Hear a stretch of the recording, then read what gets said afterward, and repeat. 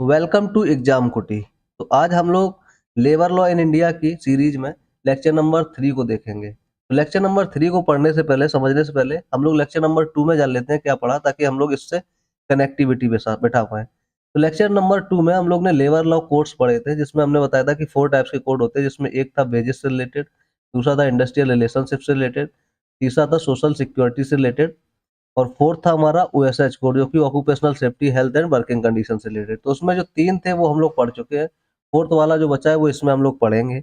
इसके अलावा भी हम बहुत सारी चीजें पढ़ेंगे, जैसे इंस्पेक्टर कम फैसिलिटेटर के बारे में, लेबर लॉ के बेनिफिट्स क्या हैं, लेबर रिफॉर्म्स क्या हैं और उससे क्या इकोनॉमिक ग्रोथ पे फर्क पड़ता है, और जुडिशरी रोल कैसे हेल्प करती है, मतलब न्यायपालिका जो है वो लेबर लॉ कोड में कैसे हेल्प करती है, वो सारा देखेंगे हम लोग। तो जो हमारा फोर्थ बचा हुआ है उसको पहले पढ़ लेते हैं, ओएसएच कोड क्या है। इसको 2020 में बनाया गया था सरकार के द्वारा। इसमें सिंपल सा क्या है, ऑक्यूपेशनल सेफ्टी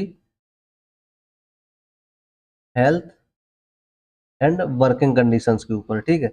इनके ऊपर ये तुम्हारा बनाया गया है। तो इसमें यही सारी चीजें देखी जाएंगी कि कोई भी जो वर्कर है उसकी सेफ्टी को इंश्योर किया जा सके, उसकी हेल्थ को, उसकी वर्किंग कंडीशंस में। क्योंकि या उसके अंदर क्या है, इस कोड के अंदर इन जो ये देखो यहाँ पे बहुत सारे डिफरेंट एक्ट्स हैं जिनको मर्ज किया गया है। जैसे फैक्ट्री एक्ट है 1948 में, माइनिंग एक्ट है, डॉक वर्कर। इन सब में क्या होता है कि जो वर्कर्स होते हैं बेसिकली, जैसे अगर फैक्ट्रीज की बात करें तो बहुत सारी फैक्ट्री होती है, जैसे सीमेंट फैक्ट्री, ठीक है, या तुम्हारा जूता फैक्ट्री है, या और कोई फैक्ट्री, उसमें जब काम करते हैं तो बहुत सारे, मतलब ऐसा होता है कि जो वर्कर्स काम कर रहे हैं उनकी में भी, उन्हें कोई अगर सेफ्टी से काम नहीं कर रहे हैं, अगर और सेफ्टी मेजर्स नहीं लेंगे, मतलब सेफ्टी के जो औजार हैं वो नहीं होंगे, तो उन्हें क्या हो सकता है, उनको दिक्कत हो सकती है, उनको हार्म पहुंच सकता है, नुकसान पहुंच सकता है।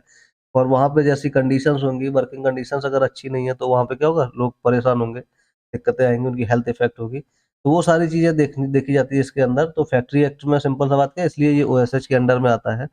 और अब ये 1948 में बनाया गया था, लेकिन 1987 में इसको अमेंड किया गया, मतलब कुछ, क्योंकि अब नई नई मॉडर्नाइजेशन हो रहा है, तो इसकी वजह से फैक्ट्रीज में भी क्या है, बहुत सारे मॉडर्नाइजेशन हो रहे हैं, तो उसकी वजह से समय को ध्यान में रखते हुए, चीजें हर समय के साथ में जो बदलती हैं उसको ध्यान में रखते हुए तो अमेंडमेंट भी किया गया, कब, 1987 में।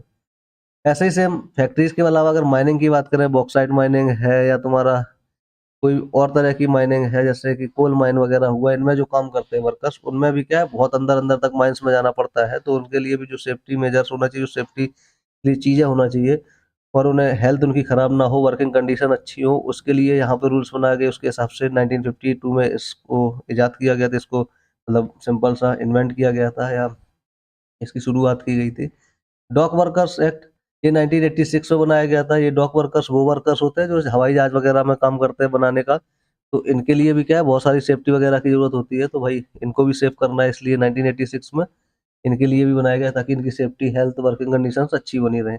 इन सभी जो एक्ट्स हैं, ये जो ओएसएच के अंदर में आते हैं, इनका मेन उद्देश्य क्या है कि ensure safety health and decent working condition, मतलब जो भी वर्कर्स किसी भी फैक्ट्री में, माइंस में, या कई डॉग वर्कर्स जो है कहीं भी काम कर रहे हैं, उनकी सेफ्टी अच्छी हो, हेल्थ अच्छी हो, और डिसेंट वर्किंग कंडीशन हो, मतलब ऐसी वर्किंग कंडीशन हो जहाँ पे उन्हें प्रॉब्लम ना हो। उसके अलावा यहाँ पे ओएसएच कोड के मेजर प्रोविजंस क्या हैं वो देख लेते हैं कि मेन मेन क्या प्रावधान है इसके अंदर। सिंपल सा वो तो है ही, occupational safety health and working condition. उसके अलावा ये इम्प्रूव्स कंप्रीहेंसिव मेजर, वही सिंपल सा लिखा है कि किसी भी वर्कर की हेल्थ सेफ्टी को ये क्या करता है, इंश्योर करता है, ताकि कोई भी दिक्कत ना हो। इसके की प्रोविजंस में देखेंगे, daily working, daily and weekly working hours.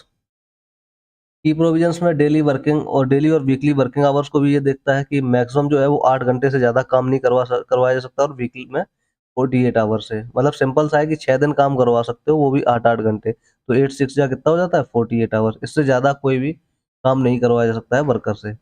और ओवर टाइम को परमिट करते हैं, but with the payment of twice the normal wage. Overtime करोगे तो जितना रोज मिलता है उससे डबल तुम्हें मिलना चाहिए, तब क्या कर सकते हो, ओवर टाइम करवा सकते हो।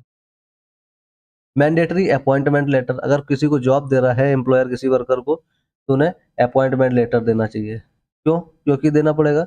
ये बहुत अच्छी चीज है, क्योंकि अगर कोई भी अपॉइंटमेंट लेटर देता है, उसके बाद कोई वर्कर किसी के यहाँ काम करता है, तो सिंपल सा उससे फर्क क्या पड़ेगा कि अगर कभी वो निकालेगा उसी कंपनी से, तो वो अपॉइंटमेंट लेटर दिखा के कि तुमने भाई हमको अपॉइंट किया था, तो वो रीजन मांगेगा, भाई you are firing me from the factory और एनी ऑर्गेनाइजेशन, ठीक है, क्यों हमें निकाल रहे हो, तो इसके लिए क्या होना चाहिए, सिंपल सा वो अपॉइंटमेंट लेटर अगर दिया रहेगा तो क्या कर सकते हैं, वो दिखा के उससे जवाब कर सकता है कि भैया क्यों निकाल रहे हो हमको।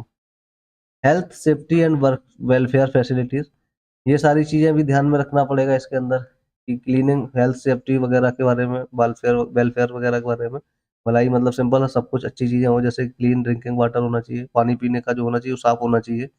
फर्स्ट एड इमरजेंसी ट्रीटमेंट होना चाहिए, अगर किसी वर्कर वगैरह को अगर कहीं चोट वगैरह लग जाती है काम करते समय तो क्या है, फर्स्ट एड होना चाहिए, तुरंत उसकी छोटा मोटा उपचार तो हो ही सके।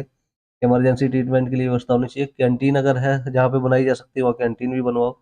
Crash facilities for women employees, मतलब क्रेश फैसिलिटी वो फैसिलिटीज होती हैं जैसे जिस किसी वुमेन के बच्चे हैं छोटे छोटे, तो अगर वो कहीं काम करने जा रही हैं तो वही क्या होना चाहिए, उनके लिए वो बच्चे वगैरह जो है वो कहीं खिलाने की या उनके खेलने की जगह होनी चाहिए, ताकि वुमेन जो है वो अपना फ्रीली क्या कर सके, काम कर सके।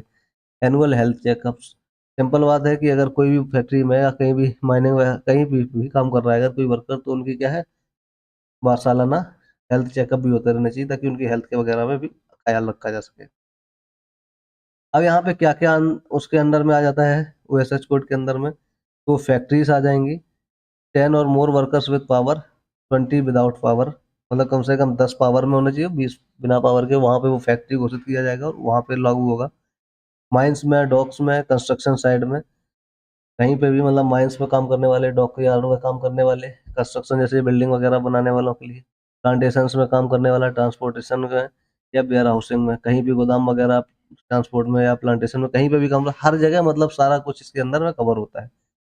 Includes contract labour and inter state migrant workers, मतलब कॉन्ट्रैक्ट पे जो काम कर रहे हैं लेबर, उन पे ठेके पे काम कर रहे हैं उनके लिए भी, और कोई एक स्टेट से दूसरे स्टेट में माइग्रेंट वर्कर्स प्रवास करके, मतलब एक जगह से दूसरे, जैसे किसी एक स्टेट से, जैसे यूपी से कहीं दिल्ली जा रहे हैं, या अब बिहार से जैसे मुंबई या दिल्ली जा रहे हैं, या कहीं उड़ीसा से कोई दिल्ली मुंबई आ रहा है, कहीं से भी कोई भी जा रहा है एक स्टेट से अपना स्टेट छोड़ के, या दिल्ली, या सिंपल सा मान लो महाराष्ट्र से कोई गुजरात में गया, गुजरात से इधर यूपी में आया, तो एक जगह से एक स्टेट से अगर दूसरे स्टेट में भी जा रहा है काम करने के लिए, तो वहां पे भी क्या होना चाहिए, उनका जो भी मतलब सेफ्टी हेल्थ वगैरह है वो ख्याल में रखा जाना चाहिए। ऐसा नहीं भाई कि एक स्टेट से दूसरे स्टेट में गया तो उसका ख्याल नहीं रखा जाएगा। Thresholds ensure that even small unit fall under regulation, मतलब एक एक मिनिमम चीजें रख दी कि इतना होना चाहिए, तो उन अगर इतने भी, जैसे अगर फैक्ट्री है, फैक्ट्री में अगर 10 वर्कर भी काम कर रहे हैं तो वो फैक्ट्री मानी जाएगी, और वहां पे भी सारे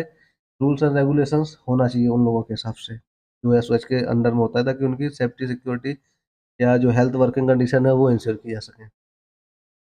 अब यहाँ पे देखते हैं इंस्पेक्टर कम फैसिलिटेटर का क्या रोल होता है। ये एक बनाया गया, a reform from traditional labour inspectors to a more balanced trade, to balanced role. इसमें सिंपल सा क्या कर दिया गया कि जो चेक करने वाले होते हैं लोग, मतलब कि कौन वर्कर कितना ज़्यादा परफॉर्मेंस दे रहा है, उसके हिसाब से जो चेकिंग करता है उनकी, तो ठीक है वो चेकिंग करे, लेकिन अगर जो नए वर्कर्स हैं और या जिसको कम नॉलेज है काम कर रहे हैं, उनको क्या कर सकते हैं, वो सिखाया सिखाया भी जाए। मतलब सिंपल सा बात है, अगर कोई वर्कर अच्छा काम नहीं कर पा रहा है या कर रहा है लेकिन उतना ज़्यादा आउटपुट नहीं आ रहा है, तो उनको निकालने से अच्छा है क्या है, उन्हें सिखाया जाए, फिर से काम पे लगाया जाए। तो वही लिखा इंश्योर्स कंप्लायंस, मतलब जो भी है, जैसा भी, मतलब सिंपल सा है कि जितना भी बोला गया है करने के लिए वो उतना हो रहा है काम किसी भी वर्कर से या नहीं हो रहा है। और facilitator advices and educates employers and worker, जितना काम अगर आउटपुट की अपेक्षा कर रहे हैं वो देखेंगे, अगर नहीं मिल रहा है तो उसको एजुकेट किया जाए, और वर्कर या जो भी एम्प्लॉयर्स हैं मतलब काम करने वाले हैं उनको सलाह दी जाए कि ऐसे ऐसे काम करो, या फिर उन्हें एजुकेट किया, मतलब उनको ट्रेनिंग दी जा सकती है। Uses digital inspection systems to reduce corruption, जो इंस्पेक्शन है वो केवल वर्कर्स के लिए नहीं, कोई भी ऑर्गेनाइजेशन की हर एक चीज़ देखी जा सकती है वहाँ पे। करेक्शन के लिए भी इंस्पेक्शन हो सकता है कि अगर कोई भ्रष्टाचार तो नहीं हो रहा किसी भी, या फिर कोई प्रताड़ित तो नहीं कर रहा है वर्कर्स को, वो सारा देखना पड़ेगा, देखा जा सकता है। Randomise selection of inspections based on data, randomly मतलब क्या कर सकते हैं, कहीं पे भी इंस्पेक्शन कर सकते हो, कोई भी चीज़ की इंस्पेक्शन की जा सकती है, वो सारा आता है किसमें, इंस्पेक्टर कम फैसिलिटेटर के अंदर। अब यहाँ पे लेबर लॉ के कोड जो है उसके फायदे क्या है, बेनिफिट्स क्या है। सिंप्लीफिकेशन, सिंपल, पहले तो जो लेबर कोड बनाया गया है इसके फायदे क्या है, पहले जो थे वो 29 लॉ थे, 29, अब उसको सिंपल कितने के अंदर में रख दिया गया, 4 कोड के अंदर। तो सिंपल सा बात है, 4 कोड याद कर लो तो सिंपली नॉर्मल मोटा मोटा क्या हो जाएगा, सबको याद हो जाएगा। जैसे हमको हम बता दें कि 4 कोड है भाई, सिंपल से, एक बेस से रिलेटेड, एक तुम्हारी रिलेशन से रिलेटेड है, और एक क्या है इंडस्ट्री रिलेशन से रिलेटेड, एक सोशल सिक्योरिटी तुम्हारी कैसे मेंटेन होगी, और चौथा है occupational safety, health and working condition. तो ये 4 याद करे जा सकते हैं, और 29 क्या है, बहुत ज़्यादा हो जाते हैं, हर एक लॉ को अलग-अलग याद नहीं कर सकते हैं, और उसी 29 लॉज़ को क्या कर दिया गया, इन 4 के ही अंदर समाहित कर दिया गया है, मतलब मर्ज कर दिया गया है, ठीक है? तो ये तो सिंपल सा लॉ कोड्स थे, जो एक्ट्स थे उनको, उनसे ये बेटर है, अब हर एक वर्कर जो है वो उन्हें याद कर सकता है और अपने हक के लिए लड़ाई लड़ सकता है कहीं पे भी। यूनिफ़ॉर्मिटी है, same definitions across all code, हर एक कोड में मतलब सब कुछ मिल जाएगा सिंपल सा, और एक ही जैसा है सब कोड, कि सिंपल सा वर्कर्स के ही लिए है, या मतलब सिंपल सा रिलेशंस के लिए, या सोशल सिक्योरिटी के लिए, या हेल्थ के लिए। ईज़ ऑफ कंप्लायंस, तो 4 कोड है इनके अंडर में, क्योंकि फिर सिंपल 4 के अंदर ही डिवाइड कर दिया गया सबको, तो इनको लागू करना, अनुपालन कराना, कंप्लायंस मतलब अनुपालन, मतलब जिनको लागू करना क्या है, आसान होगा। 1 रजिस्ट्रेशन, 1 रिटर्न फाइलिंग, सिंपल बात है। अब जैसे डिजिटलाइजेशन भी कर दिया गया है इनका, तो एक जगह रजिस्ट्रेशन करो, वहीं पे सारा कुछ तुम्हें मिलेगा। सोशल प्रोटेक्शन एक्सपेंशन, सिंपल सा गिग वर्कर्स को भी यहाँ पे दिया गया है, सिंपल सा, जो कॉन्ट्रैक्ट बेस पे काम करते हैं, और अनऑर्गेनाइज्ड वर्कर्स के लिए भी यहाँ पे दिए गए हैं सारे कुछ रूल्स, कि उनको भी सेफ्टी और सिक्योरिटी वगैरह मिल सके। गिग वर्कर्स क्या होते हैं, हमने बताया है कि जो कॉन्ट्रैक्ट बेस पे काम करते हैं, तो उनको भी क्या होता है, नॉर्मल जो लोग होते हैं रेगुलर बेस पे काम करने वाले, उनकी तरह सुविधा है। अनऑर्गेनाइज्ड वर्कर्स को भी इसी में इंक्लूड कर दिया गया है, जैसे कि जो प्राइवेट सेक्टर में काम करते हैं। Boost to formalisation, incentivises employers to register workers, ठीक है? मतलब जो पहले काम कहीं पे रजिस्टर्ड नहीं थे, अब वो क्या हो गए, रजिस्टर्ड हो गए, मतलब जो इधर उधर काम करते थे, उनको भी सरकार ने जैसे ई श्रम वगैरह से क्या कर दिया, एक तरीके से रजिस्टर कर दिया है। जब ये लेबर कोड्स वगैरह आए, तभी ये क्या हुआ, गवर्नमेंट ने ये सारी स्कीम्स निकाल के जो इनफॉर्मल सेक्टर्स में भी काम करने वाले थे, उनको भी एक पहचान दे दी भाई, कि हाँ, you are the workers of this country, और पर्सन हो, आपको भी क्या मिलनी चाहिए, रेगुलर लोगों जैसी सुविधाएं प्राप्त होनी चाहिए, आपकी भी सेफ्टी और सिक्योरिटी की चिंता होनी चाहिए गवर्नमेंट को। लेकिन इन सब रूल्स के बावजूद भी क्या है, यहाँ पे जो इम्प्लीमेंट करना है, इनको लागू करना है, वो क्या है, बहुत ज़्यादा चैलेंजेस से भरा है, चैलेंज आते हैं इसमें। जैसे कि लैक ऑफ अवेयरनेस, लोगों में उतनी ज़्यादा जागरूकता नहीं है, specially in informal and rural sector, जो गांव ग्रामीण क्षेत्र में, अनऑर्गेनाइज्ड क्षेत्र में जो काम करते हैं, उनको इतनी जानकारी नहीं है, तो वो अपना हक के बारे में जानते नहीं है भाई। Resistance from trade unions, fear of dilution of rights, जो ट्रेड यूनियंस हैं उनसे, यानी कि क्या होता है, उनका कोई भी रूल वगैरह लागू करना चाहो, तो वो क्या करते हैं, रेजिस्टेंस करते हैं, वो विरोध करते हैं, तो इसलिए वो रूल लागू होते होते क्या हो जाता है, उतना ज़्यादा उसका वजन नहीं रहता, या उतना ज़्यादा उसका प्रभाव नहीं रहता। Delays in state level rules, state must notify their own rules under the courts, जो अब यहाँ पे जैसे ये 4 रूल्स बनाए हैं, किसने, 4 कोड, सेंट्रल गवर्नमेंट ने बनाए हैं। अब जो ये लॉ, लेबर लॉ आते हैं, वो सेंट्रल और स्टेट दोनों में आते हैं भाई। तो क्या है कि जो सेंट्रल वाले ने लागू तो कर दिए, लेकिन स्टेट वाला अपना एक पंचायत लगाते हैं कि भाई हमारे में यहाँ पे ऐसा ऐसा ऐसा वैसा करो, फलाना ढिमकाना, और वो क्या करते हैं, बहुत सारी देरी करते हैं। तो भाई सेंट्रल से तो बन गया एक बार, लेकिन क्या है, स्टेट वालों को भी ध्यान देना चाहिए कि जल्दी से रूल को अपने वाले भी सारे लगाओ और खत्म करो, और आगे से क्या हो, वर्कर्स के लिए आगे से जल्दी जल्दी फाइलें पास हो। टेक्नोलॉजी एडॉप्शन, स्मॉल एम्प्लॉयर्स में स्ट्रगल विद डिजिटल प्लेटफॉर्म, जैसे कि बताया भी हल, की सरकार ने बताया कि आप ई श्रम वगैरह पे क्या कर सकते हो, अपने आप को रजिस्टर कर सकते हो, या और भी बहुत सारी सुविधाएं हैं वर्कर्स की, वो भी डिजिटलाइज्ड हुई है। लेकिन अभी जो वर्कर्स है, वो बहुत सारे क्या है, डिजिटल चीज़ें को उतना ज़्यादा प्लेटफॉर्म से अवगत नहीं है, जानकारी नहीं है, तो बेचारे नहीं, क्या है होता है, कर ही नहीं पाते हैं उतना ज़्यादा यूज उसको, तो फिर उनको उतना ज़्यादा फैसिलिटीज़ मिल नहीं पाती हैं। अब देखते हैं यहाँ पे labour market trends in India. अपने यहाँ का मार्केट ट्रेंड कैसा है लेबर मार्केट का। इनफॉर्मेलिटी है, मतलब over 90% of India workers are in informal sector, मतलब जो अपने यहाँ पे केवल 10% लोग हैं जो गवर्नमेंट के अंदर काम करते हैं वर्कर्स में, बाकी 90% क्या है, अनऑर्गेनाइज वर्कर्स हैं, मतलब इनफॉर्मल हैं, जो मतलब प्राइवेटली काम करते हैं। Low female labour force participation, specially in urban areas, अपने यहाँ पे जो फीमेल पार्टिसिपेशन है वो बहुत कम है, बेसिकली कहाँ पे, ज़्यादातर अर्बन एरियाज में। सिंपल सा क्या होता है कि भाई, जैसे बहुत सारी जो, अगर अर्बन एरियाज में पढ़ी लिखी लड़कियां होती हैं, वुमेन होती हैं, बट वो काम नहीं कर पाती हैं। क्यों नहीं कर पाती हैं, क्योंकि, और मतलब क्या कह सकते हो, ट्रेंड भी है, बट काम नहीं कर पाती हैं क्योंकि उतनी उन्हें सुविधा नहीं मिलती, सेफ्टी नहीं है, वर्किंग एनवायरनमेंट सेफ नहीं है, या फिर मान लो कि जैसा वो क्रेश फैसिलिटी थी कि बच्चे हैं तो उनको कहीं खिलाने की जगह नहीं है, तो बहुत सारे रीजंस आ जाते हैं। और सबसे बड़ा रीजन है कि फैमिली वाला, फैमिली का जो पैटर्नल अभी तक चल रहा है, पैट्रियार्कल जो है, ठीक है, पैट्रियार्कल जो थ्योरी है अपने यहाँ की, तो इसकी वजह से काम नहीं कर सकते, जबकि बहुत ज़्यादा अच्छा आउटपुट मिल सकता है अर्बन एरिया की जो वुमेन है उनसे। यूथ अनएम्प्लॉयमेंट, जो हमारे यूथ हैं वो बहुत ज़्यादा अनएम्प्लॉयड हैं, जिसमें से सबसे ज़्यादा ग्रेजुएट्स और पोस्ट ग्रेजुएट्स हैं। स्किल मिसमैच है यहाँ पे, इंडस्ट्री को चाहिए कुछ और होता है, एजुकेशन कुछ और है, तो उनका जो पढ़ाई लिखाई है वो मैच नहीं करती कि इंडस्ट्री को चाहिए क्या है, इसलिए क्या है जॉब्स नहीं मिल पाते हैं। Labour reforms and economic growth, simple सा बात है कि लेबर रिफॉर्म से इकोनॉमिक ग्रोथ कैसे अफेक्ट हो रही है वो देखते हैं। Improves ease of doing business, simple बात है, जो मतलब ये लॉ वगैरह बनाए गए हैं इससे बिजनेस वगैरह करने में क्या है बहुत ज़्यादा आसानी हो गई है। सिंप्लीफाइड कंप्लायंस अट्रैक्ट इन्वेस्टमेंट, क्योंकि जो अनुपालन करना है, जो लॉ बनाए गए हैं वो सिंपल कर दिए गए हैं, तो जो इन्वेस्टर्स हैं वो क्या है जल्दी से इन्वेस्ट कर सकते हैं और बहुत सारी फैक्ट्री वगैरह या जो भी एम्प्लॉयमेंट है क्रिएट कर सकते हैं। इनकरेजेस हायरिंग, जो इतने अच्छे लॉ बना दिए गए ताकि जो वर्कर है या फिर जो एम्प्लॉयर है जो जॉब देता है, दोनों में अच्छे रिलेशंस रहेंगे, जो रूल्स हैं उनके हिसाब से, तो इसलिए क्या है कि flexibility in law makes more firms more open to hiring. तो सिंपल बात है, लोग क्या कर रहे हैं अपनी जॉब्स क्रिएट कर रहे हैं, फैक्ट्री लगा रहे हैं और लोगों को हायर कर रहे हैं। Better industrial relations, clear rules reduce strikes and disputes, अगर क्लियर रूल्स है हर एक चीज़ के ऊपर तो उनके हिसाब से फिर क्या होगा, अगर चलेंगे लोग तो उन जो वर्कर्स और एम्प्लॉयर्स हैं उनमें क्या नहीं होगा, झगड़े नहीं होंगे, तो सिंपल अच्छे से काम होगा, प्रोडक्शन अच्छा होगा, तो इकोनॉमिक ग्रोथ होगी। Formal sector growth, registered jobs means better wages and benefits, अगर रजिस्टर्ड कर दिया गया है सबको तो अच्छे, कोई तुम्हें यानी कि बेवकूफ़ नहीं बना सकता है, तुम्हारा पैसा नहीं काट सकता है, और तुम्हें क्या होगा फायदे में रहोगे, तुम्हारी कोई शोषण नहीं कर सकता है कि भैया 8 घंटा का बोल के 10 घंटा करवा ले काम। तुम्हारे पास क्या है रूल्स एंड रेगुलेशंस हैं, तुम उनका यूज कर सकते हो। State labour laws examples, state labour law का कुछ देख लेते हैं कि स्टेट में कैसे कैसे अपने अपने अलग अलग लॉ हैं। जैसे कि हम 3 एग्जांपल लिए, गुजरात का लिया है।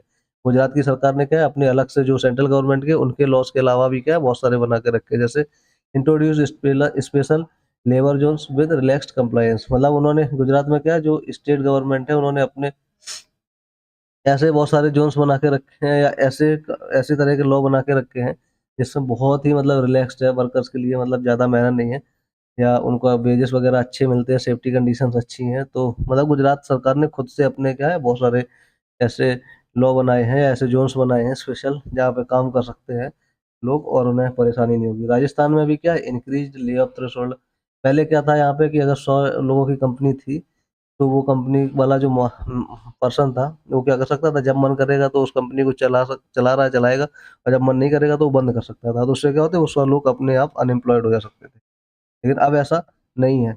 सर अब सरकार ने कहा है कि अगर 300 से ज़्यादा 300 वर्कर होंगे तब तुम ये कर सकते हो, ठीक है।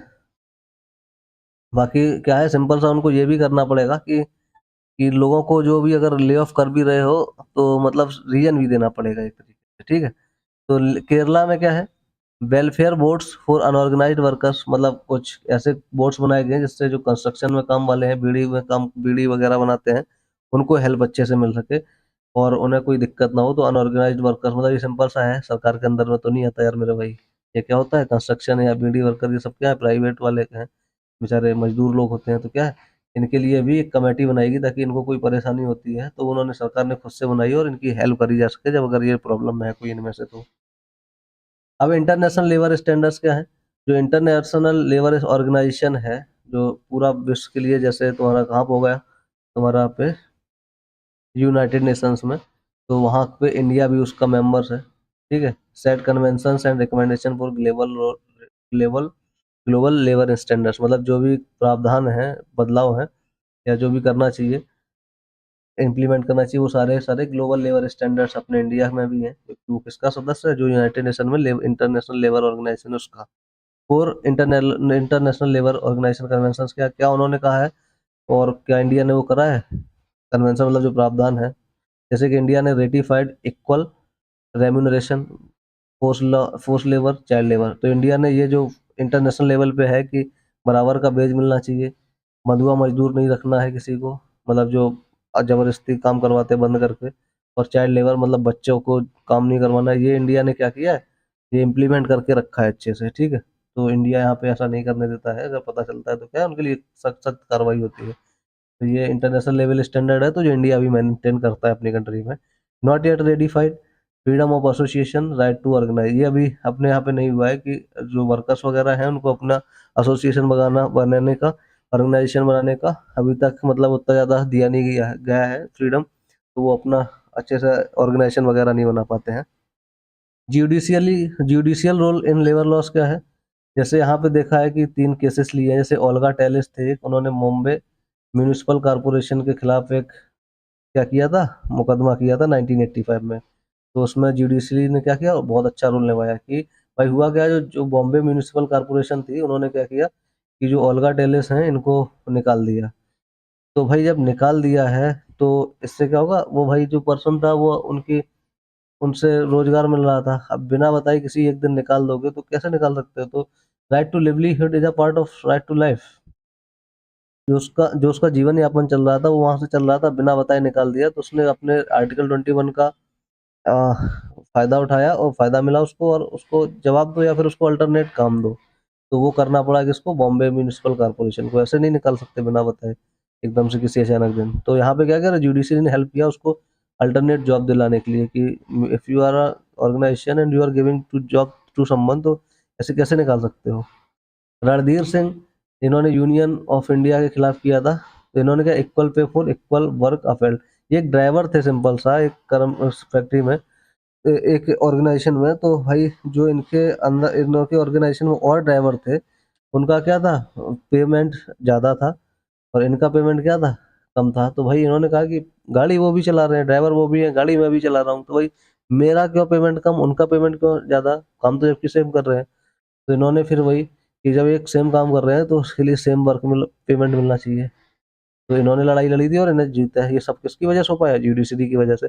बधुआ Mukti Morcha versus union of India, यहाँ पे भी सिंपल वही है। Supreme Court recognise existence of bounded labour and directed action. मतलब सिंपल सा, जो एक बंधुआ मुक्ति मोर्चा है, इन्होंने एक केस किया था। क्यों किया था, क्योंकि ये जो है, ये जो बंधुआ मुक्ति मोर्चा एक ऑर्गेनाइजेशन है, एनजीओ ऑर्गेनाइजेशन है। तो एनजीओ की, ठीक है, जिनको क्या है, स्वामी अग्निवेश करके एक पर्सन है हरियाणा के, उन्होंने चलाते हैं। तो उन्होंने बंधुआ मजदूर जो थे उनको हटाने के लिए ये चलाया है कि बहुत सारे लोगों, इन्होंने देखा कि बंधुआ मजदूर हैं, तो वो चीज़ को मतलब कम हटाने के लिए कि इनको बंधुआ मजदूर ना रखा जाए और उनको न्याय मिले बंधुआ मजदूरों को, उसके लिए उन्होंने लड़ाई लड़ी थी।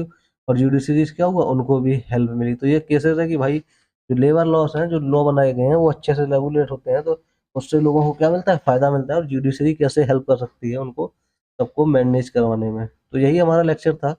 और ऐसे ही हम लोग नए नए वीडियोस लाते रहेंगे और अपने पढ़ाई करते रहेंगे बढ़िया से। तो हमारे चैनल को भी सब्सक्राइब कीजिए ताकि हम क्या हो, थोड़ा मोटिवेट हो, लाइक करो, शेयर करो अपने दोस्तों के साथ। और हम लोग धीमे धीमे इम्प्रूवमेंट करेंगे ऐसे ही, और अच्छे से समझेंगे, और हर एक तरह के वीडियो लाएंगे और पूरा यहाँ पे सब कुछ अपना एक बनाएंगे अच्छे से, ताकि अच्छी पढ़ाई हो सके सबकी।